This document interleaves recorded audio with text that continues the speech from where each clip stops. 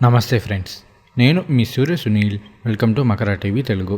ఈ వీడియోలో మనం 2025 జనవరి మీనరాశి రాశి ఫలితాల గురించి తెలుసుకుందాం.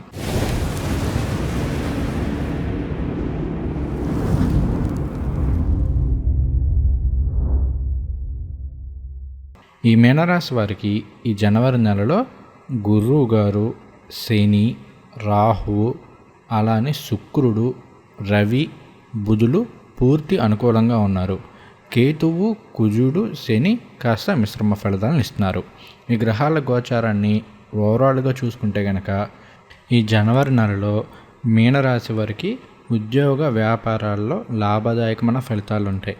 అంటే నిరుద్యోగులకి ఉద్యోగం రావడం కావచ్చు, ఉద్యోగంలో కాస్త బదిలీలు ఉండడం కావచ్చు, ప్రమోషన్ ఉండడం కావచ్చు, ఇలా ఉద్యోగ వ్యాపారాల్లో చాలా లాభదాయకమైన ఫలితాలు ఉంటాయి. అలానే కాస్త ఖర్చులు పెరిగే అవకాశాలు కూడా ఉన్నాయి. ముఖ్యంగా ఈ ఖర్చులు ఏంటి అంటే లగ్జరీ ఐటమ్స్కి సంబంధించి లేదా మీ కంఫర్ట్స్కి సంబంధించిన విషయాల్లో డబ్బులు కాస్త ఎక్కువగా ఖర్చు పెట్టే అవకాశాలు ఉన్నాయి. కాబట్టి ఈ ఖర్చుల విషయంలో కాస్త జాగ్రత్తగా ఉండండి. అలానే ఆరోగ్యం చాలా వరకు బాగానే ఉంటుంది. సీజనల్ ఫ్లూ ఇలాంటివి తప్ప పెద్ద అనారోగ్య సమస్యలు అయితే ఈ కాలంలో భయపెట్టి బాధపడేంతలా గోచారం అయితే లేదు. సో ఆరోగ్యం బాగానే ఉంటుంది. అలానే ఇంకొన్ని సందర్భాల్లో మీ వర్క్ ఎన్విరాన్మెంట్లో కాస్త మీకు మీ బాస్ ద్వారా కావచ్చు, మీ కొలీగ్స్ ద్వారా కావచ్చు, ఏమన్నా చిన్నపాటి ఇబ్బందులు రావడం, తద్వారా అక్కడ సమస్యలు వచ్చే అవకాశాలు ఉన్నాయి. కాబట్టి కాస్త కోపం తగ్గించుకోండి, మెడిటేషన్ చేయడం అనేది అలవాటు చేసుకోండి. అలానే గతంతో పోలిస్తే ఇప్పుడు మీకున్న సమస్యల తీవ్రత అనేది తగ్గుతుంది. ఖచ్చితంగా ఇంతకు ముందులా కాకుండా కాస్త రిలాక్స్డ్గా ఉండడం, కాస్త ప్రశాంతంగా ఉండే అవకాశాలు అయితే ఉన్నాయి. అలానే కాస్త ప్రయాణాలు ఎక్కువ చేయవలసిన అవసరాలు అయితే ఏర్పడతాయి, కానీ ప్రయాణాలు మీకు యోగిస్తాయి. అలానే ఇంట్లో శుభ కార్యక్రమాలు కలిసి వస్తాయి. అలానే ఈ రాశిలో ఉన్న మహిళలకి చాలా వరకు అనుకూలంగానే ఉంది. ఇప్పుడు మనం ఒక్కొక్క గ్రహాన్ని తీసుకుని ఆ గ్రహ గోచారం ఆధారంగా ఫలితాలు అనేవి చెప్పుకుందాం. ముందుగా రవిగ్రహ సంచారం. రవి జనవరి 14వ తేదీ వరకు కూడా ధనుర్రాశిలో సంచారం చేస్తూ ఉన్నారు. అసలు మీనరాశి వారికి రవి ఏమవుతారు? ఆయన 6వ స్థానానికి అధిపతి. 6వ స్థానానికి అధిపతి అయిన రవి జనవరి 14వ తేదీ వరకు కూడా 10వ స్థానంలో మిత్రక్షేత్రంలో ధనుర్రాశిలో సంచారం చేస్తూ ఉన్నారు. 6, 10 ఈ రెండు కూడా ఉద్యోగము, మన డైలీ యాక్టివిటీస్ని తెలియజేస్తాయి. కాబట్టి నిరుద్యోగులకి ఉద్యోగ అవకాశాలు వస్తాయని గతంలో చెప్పడానికి గల కారణం అదే. అలానే జాబ్లో ప్రమోషన్లు రావచ్చు, జాబ్లో ఇంక్రిమెంట్స్ ఉండేందుకు కూడా ఆస్కారం ఉంది. అలానే కాంట్రాక్ట్ ఉద్యోగులకి జాబ్లు పర్మనెంట్ అయ్యే అవకాశాలు కూడా ఈ కాలంలో ఉన్నాయి. అలానే ఎవరైనా జాబ్లో బదిలీలు, ముఖ్యంగా ట్రాన్స్ఫర్ల కోసం చూస్తుంటే ఈ కాలం అనేది కాస్త యోగించే విధంగానే ఉంది. తరువాత గవర్నమెంట్ ఉద్యోగుల కోసం ప్రయత్నాలు చేస్తున్న వాళ్ళకి కూడా గోచారం పరంగా రవి అనుకూలంగా ఉన్నారు కాబట్టి బాగానే ఉంటుంది. అలానే మీరు ఇప్పటి వరకు కష్టపడి పనిచేస్తున్న మీ వర్క్కి తగ్గ గుర్తింపు అనేది మీకు లభిస్తుంది. తద్వారా ప్రమోషన్లు కావచ్చు, ఇలాంటివి వచ్చే అవకాశాలు ఉన్నాయి. జనవరి 14వ తేదీన రవి మీకు లాభస్థానమైన మకర రాశిలోకి ప్రవేశం చేస్తారు. మకర రాశిలో గనక రవి ప్రవేశం చేస్తే దానిని మకర సంక్రమణము అంటారు. ఈ రోజు నుండి ఉత్తరాయణ పుణ్యకాలం ప్రారంభం అవుతుంది. సో గోచారం పరంగా రవి లాభస్థానంలో సంచారం చేస్తూ ఉంటే మంచి ఆరోగ్య భాగ్యాన్ని ఇస్తారు. కాబట్టి ఆరోగ్యం బాగుంటుంది. గతంలో వచ్చిన అనారోగ్య సమస్యల నుండి బయటపడే అవకాశాలు ఉన్నాయి. అలానే 6వ స్థానాధిపతి లాభస్థానంలో సంచారం చేస్తున్నారు అంటే గతంలో చేసిన రుణాలని తీర్చుకునే అవకాశాలు ఉన్నాయి. అలానే శత్రువుల మీద విజయాన్ని సాధిస్తారు. తర్వాత వచ్చేసరికి మీ సమస్యల తీవ్రతరం అనేది తగ్గుతుంది. ఇప్పటి వరకు మీనరాశి వారు అనేక సమస్యలతో సతమతం అవుతున్నారు. ఆ సమస్యలన్నీ కూడా కొలుక్కొచ్చి వాటికి సంబంధించిన పరిష్కార మార్గాలు అనేవి ఈ కాలంలో మీనరాశి వారికి కనిపిస్తాయి. సో ఓవరాల్గా చూసుకుంటే రవి యొక్క సంచారం అనేది మీనరాశి వారికి సంపూర్ణంగా అనుకూలంగా ఉంది. తర్వాత కుజుడు యొక్క సంచారం. కుజుడు ఈ నెలంతా కూడా కర్కాటక రాశిలో 5వ స్థానంలో వక్రంలో సంచారం చేస్తూ ఉన్నారు. అసలు మీనరాశి వారికి కుజుడు ఏమవుతారు? ఆయన 2, 9 స్థానాలకి అధిపతి అవుతారు. ఈయన 5వ స్థానంలో సంచారం చేస్తున్నారు. 2వ స్థానాధిపతి 5లో ఉంటే కనుక అది మంచి ధనయోగం అవుతుంది. కాబట్టి ఆర్థికపరమైన విషయాల్లో చాలా వరకు అనుకూలమైన ఫలితాలే ఉంటాయి. పైగా కుజుడు భాగ్యాధిపతి కూడా అవుతూ పంచమంలో సంచారం చేస్తున్నారు కాబట్టి ఫైనాన్షియల్గా బాగానే ఉంటుంది.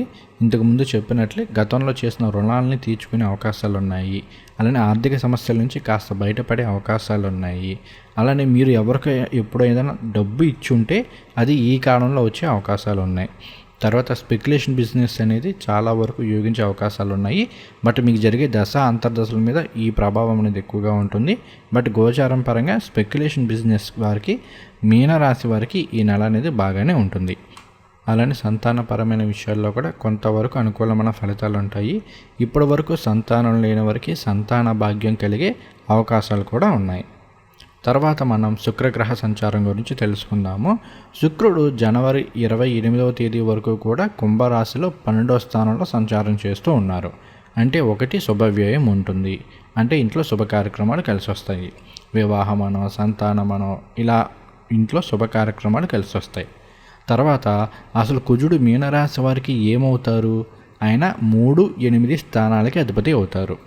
ఇక్కడ 8వ స్థానాధిపతి 12వ స్థానంలో సంచారం చేస్తున్నారు అంటే అది విపరీత రాజయోగం అవుతుంది. కాబట్టి ముందు కాస్త ఇబ్బందులు పెట్టినా కూడా తర్వాత శుక్రుడు చాలా చక్కటి శుభ ఫలితాలను ఇస్తారు. అయితే 12వ స్థానంలో శుక్రుడు సంచారం చేస్తే కొన్ని సందర్భాల్లో ధన వ్యయం అనేది ఉంటుంది. ముఖ్యంగా లగ్జరీ ఐటమ్స్కి సంబంధించో, లేదంటే మన ఇంట్లో ఆడవారికి సంబంధించో, లేదు అంటే మనమే కాస్త మన కంఫర్ట్స్ కోసమని, ఇంట్లో వాటి కోసమని ఎక్కువగా డబ్బులు ఖర్చు పెట్టే అవకాశాలు ఉన్నాయి. కాబట్టి ఖర్చులు పెట్టే విషయంలో అసలు ఇది ఖర్చు పెట్టచ్చా లేదా, ఎంతవరకు ఖర్చు పెట్టాలనేది 1కి 10 సార్లు ఆలోచించి అప్పుడే ఖర్చు పెట్టండి. లేదంటే కనుక మీ ఎక్స్పెక్టేషన్స్కి మించి, మీ స్థాయిని స్తోమతను మించి డబ్బులు ఖర్చు అయ్యే అవకాశాలు కూడా ఉన్నాయి. తర్వాత బుధగ్రహ సంచారం గురించి తెలుసుకుందాం. బుధుడు జనవరి 5వ తేదీ నుండి 23వ తేదీ వరకు కూడా ధనుసు రాశిలో 10వ స్థానంలో సంచారం చేస్తూ ఉంటారు. జనవరి 23 నుండి మకర రాశిలో 11వ స్థానంలో సంచారం చేస్తూ ఉంటారు. ఇక్కడ మీనరాశి వారికి అసలు బుధుడు ఏమవుతారు? ఆయన 4, 7 స్థానాలకు అధిపతి అవుతారు. 4, 7 స్థానాల అధిపతి జనవరి 5 నుండి 23వ తేదీ వరకు 10వ స్థానంలో సంచారం చేస్తున్నారు అంటే కాస్త ఉద్యోగపరమైన విషయాల్లోనూ, వ్యాపారపరమైన విషయాల్లోనూ అనుకూలమైన ఫలితాలు ఉంటాయి. అలానే మీ జీవిత భాగస్వామి ద్వారా కావచ్చు, మీ వ్యాపార భాగస్వామి ద్వారా కావచ్చు, మీకు జాబ్ ఆపర్చునిటీస్ కానీ, కొత్త బిజినెస్ ఆపర్చునిటీస్ కానీ వచ్చే అవకాశాలు ఉంటాయి. అలానే రియల్ ఎస్టేట్ బిజినెసెస్లో ఉన్న వాళ్ళకి ఈ కాలం అనేది చాలా బాగా కలిసి వస్తుంది. తర్వాత జర్నలిస్టులకి, కమ్యూనికేషన్ రంగాల్లో ఉన్న వాళ్ళకి కూడా ఈ కాలం అనేది చాలా అనుకూలంగా ఉంటుంది. జనవరి 23వ తేదీ నుండి బుధుడు ఎప్పుడైతే మకర రాశిలో 11వ స్థానంలో మిత్రక్షేత్రంలో సంచారం చేస్తూ ఉంటారో ఇక్కడ నుండి ఇంకా అనుకూలమైన ఫలితాలు ఉంటాయి. మీ జీవిత భాగస్వామి ద్వారా ఏమైనా లాభదాయకమైన ఫలితాలను పొందవచ్చు. అలానే వివాహం కాని వారికి వివాహపరమైన విషయాల్లో అనుకూలమైన ఫలితాలు ఉంటాయి. తర్వాత సొంతంగా ఇల్లు కానీ, స్థలాలు కానీ కొనుగోలు చేయాలి అనుకునే వాళ్ళకి కూడా ఈ కాలం అనేది చాలా వరకు కలిసి వస్తుంది. ఇక తర్వాత మనం గురుగ్రహ సంచారం గురించి తెలుసుకుందాము. గురువు గారు మీ రాశ్యాధిపతి, అలానే దశమాధిపతి. అంటే 1, 10 స్థానాలకు అధిపతి అయిన గురువు గారు ప్రస్తుతం వృషభ రాశిలో 3వ స్థానంలో వక్రంలో సంచారం చేస్తూ ఉన్నారు. గురువుగారు 3వ స్థానంలో సంచారం అనేది మరీ అంత పెద్ద ప్లస్ అని చెప్పుకోవడానికి అయితే ఏమీ లేదు. కాకపోతే ఆయన వక్రించున్నారు కాబట్టి 2వ స్థానానికి సంబంధించిన ఫలితాలను కూడా ఇచ్చే అవకాశాలు ఎక్కువగా ఉన్నాయి. కాబట్టి మీ సెల్ఫ్ ఎఫర్ట్స్ తోటి మీ సమస్యలను తెచ్చుకునే అవకాశాలు ఉన్నాయి. మీరు కనుక కాస్త కష్టపడినట్లయితే, కాస్త ఇంట్రెస్ట్ చూపించినట్లయితే ఆర్థిక పరిస్థితుల నుండి, ఆర్థిక సమస్యల నుండి చాలా తొందరగా వాటి నుండి బయటపడే అవకాశాలు, మార్గాలు అయితే ఈ కాలంలో ఏదో ఒక విధంగా కనిపిస్తాయి. అలానే 3వ స్థానంలో గురువు గారు సంచారం చేస్తున్నారంటే ఒకటి కమ్యూనికేషన్కి సంబంధించి, అంటే మంచి మాట తీరు అలవాటు చేసుకునే కాలం ఇది. గతంలో మనం ఏంటి అంటే మన వైపు తప్పున్నా కూడా ఎదుటివాడి మీద అరిచేయడము, కొన్ని సందర్భాల్లో మనకున్న టెన్షన్స్కి, మనకున్న బాధలకి అవి ఎలా ఎక్స్ప్రెస్ చేయాలో తెలియక ఎదుటి వాళ్ళని తిట్టేయడమనో, అరిచేయడమనో, కొట్టేయడమనో ఇలాంటివి ఏవో చేసుంటాం. బట్ ఈ కాలంలో ఏంటి అంటే ఇలా కాదు. మనం అసలు మనలో ఉన్న ఫీలింగ్స్ని ఎలా బయట చెప్పుకోవాలి, మన సమస్యల్ని ఎదుటివారితో ఎలా షేర్ చేసుకోవాలి, ఏ విధంగా మాట్లాడాలి అనే దానికి సంబంధించి గురువు గారు చాలా చక్కటి శుభ ఫలితాలను ఇస్తారు. అయితే ఎంతైనా సరే రాశ్యాధిపతి 3వ స్థానంలో సంచారం చేయడం, దశమాధిపతి 3వ స్థానంలో సంచారం చేయడము, అక్కడ వక్రించడము ఉంది కాబట్టి మీ సెల్ఫ్ ఎఫర్ట్స్ అనేవి చాలా ఇంపార్టెంట్. మీరు ఎంత శ్రద్ధగా, ఎంత బాగా కష్టపడగలిగితే అంత మంచి శుభ ఫలితాలను పొందవచ్చు. తర్వాత శని భగవానుడి యొక్క సంచారం. శని భగవానుడు ప్రస్తుతం కుంభరాశిలో 12వ స్థానంలో సంచారం చేస్తూ ఉన్నారు. ఇది ఏలినాటి శని ఫస్ట్ ఫేజ్ అవుతుంది. అయితే ఇక్కడ కుంభరాశికి అధిపతి శని భగవానుడు తన సొంత రాశిలో తానే సంచారం చేస్తున్నారు కాబట్టి మీనరాశి వారికి పర్వాలేదు, అనుకూలంగానే ఉంటుంది. ముఖ్యంగా ఈయన డిసెంబర్ 27వ తేదీ నుండి కూడా పూర్వభద్ర నక్షత్రం గురు నక్షత్రంలో సంచారం చేస్తూ ఉన్నారు. కాబట్టి ఏంటి అంటే ఆర్థికపరమైన విషయాల్లో కాస్త వెసులుబాటు అనేది కలుగుతుంది. గతంతో పోలిస్తే ఆర్థిక సమస్యల నుంచి బయటపడే మార్గాలు అనేవి కనిపిస్తూ ఉంటాయి. లేదా ఏదో బిజినెస్ ఆపర్చునిటీ రావడమనో ఇలాంటివి ఏదో ఒక విధంగా మీ ఆర్థిక సమస్యల నుంచి గట్టెక్కే మార్గాలు అనేవి శని భగవానుడు కానీ అటు గురువు గారు కానీ వీళ్ళు అందిస్తున్నారు. మీరు వాటిని యూటిలైజ్ చేసుకుని సరిగ్గా కష్టపడగలిగితే మంచిగా ఈ సమస్యల నుంచి బయటపడతారు. అలానే 12వ స్థానంలో శని భగవానుడి సంచారం అనేది ఏంటి అంటే కొన్ని సందర్భాల్లో అతి నిద్ర కావచ్చు, లేదంటే కొన్ని సందర్భాల్లో అసలు నిద్ర పట్టకపోవడం కావచ్చు, పీడకలలు రావచ్చు, ఇలాంటివి జరుగుతూ ఉంటాయి. దీనికి కాస్త మెడిటేషన్, ధ్యానం అనేది చేస్తూ ఉండండి. తర్వాత 12వ స్థానంలో శని భగవానుడు సంచారం చేస్తున్నప్పుడు దూర ప్రాంత ప్రయాణాలు అనేవి ఉండే అవకాశాలు ఉన్నాయి. కొన్ని సందర్భాల్లో తరచూ ప్రయాణాలు చేయవలసిన అవసరాలు ఉంటాయి. అది అదర్ జాబ్ పరంగా కావచ్చు, లేదంటే బిజినెస్ పరంగా కావచ్చు, ఏదైనా కాస్త జర్నీలు చేయడం కావచ్చు, ఇలాంటివి ఉంటూ ఉంటాయి. అలానే 12వ స్థానంలో శని భగవానుడి సంచారం వలన ఏంటి అంటే కాస్త వ్యయం ఉన్నప్పటికీ అది భవిష్యత్తులో లాభాలను తెచ్చే విధంగా ఉంటుంది. ఎందుకంటే మీకు ఆయన 11వ స్థానానికి కూడా అధిపతి కదా. 11వ స్థానాధిపతి 12లో ఉన్నారు అంటే ఇప్పుడు మనం పెట్టిన ఖర్చు ఏదైతే ఉందో అది భవిష్యత్తులో మనకి మంచి లాభాలను తీసుకువస్తుంది. అలానే ఇక్కడ మీరేంటి అంటే సడన్ గెయిన్స్ కోసము, సడన్ ప్రాఫిట్స్ కోసం చూడకుండా ఏదైనా లాంగ్ టర్మ్ ఇన్వెస్ట్మెంట్స్ కనుక మీరు చేసినట్లయితే అవి భవిష్యత్తులో మీకు చాలా చక్కటి శుభ ఫలితాలను అందిస్తాయి. తర్వాత రాహువు యొక్క సంచారం. రాహువు ప్రస్తుతం మీనరాశిలో 1వ స్థానంలో జన్మరాశిలోనే సంచారం చేస్తూ ఉన్నారు. జన్మరాశిలో రాహు సంచారం చేసినప్పుడు ఏంటి అంటే మనసు అనేది నిలకడగా ఉండదు. ఒకసేపు అది కావాలనిపించింది, ఒకసారి ఇది కావాలనిపించింది, ఒకసారి ఏదో చేయాలనిపించింది, ఇంకోసారి ఇంకేదో చేయాలనిపిస్తుంది. మనసు అనేది నిలకడగా ఉండదు. రెండవది ఏంటి అంటే ప్రతి విషయము తెలుసుకోవాలన్న కోరిక ఎక్కువగా ఉంటుంది. తద్వారా కొన్ని సందర్భాల్లో ఏ విషయం మీద ఫోకస్ చేయలేకపోవడము ఇలాంటివి జరిగే అవకాశాలు ఉంటాయి. ఇది ముఖ్యంగా ఏంటి అంటే ఈ రాశిలో ఉన్న విద్యార్థుల మీద ఈ ప్రభావం ఎక్కువగా ఉంటుంది. కాబట్టి మీరేంటి అంటే దుర్గా స్తోత్రాలు పారాయణ చేసుకోండి. అలానే 1వ స్థానంలో రాహు ఉంటే మంచి క్రియేటివ్ స్కిల్స్ కూడా ఇస్తారు. ఎదుటివాడు ఆలోచించలేని విధంగా మనం ఆలోచించడం కావచ్చు, ఇలాంటి స్కిల్స్ కూడా ఉంటాయి.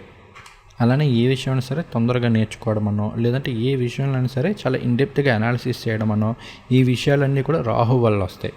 మీరు గనక నెగిటివ్గా ఇంపాక్ట్ అవుతున్నారు అంటే కాస్త దుర్గా స్తోత్రాలు పారాయణ చేసుకోండి, పాజిటివ్ ఫలితాన్ని పొందుతారు. తర్వాత కేతువు యొక్క సంచారం. కేతువు కన్యారాశిలో 7వ స్థానంలో సంచారం చేస్తూ ఉన్నారు. ఇది వాస్తవంగా అంత మంచి శుభ సంచారం అయితే కాదు. సో కేతువు కాస్త ఇబ్బంది పెడుతూ ఉన్నారు. ముఖ్యంగా కేతువు ఏంటంటే మోక్షము, వైరాగ్యము వీటికి సంబంధించిన గ్రహం.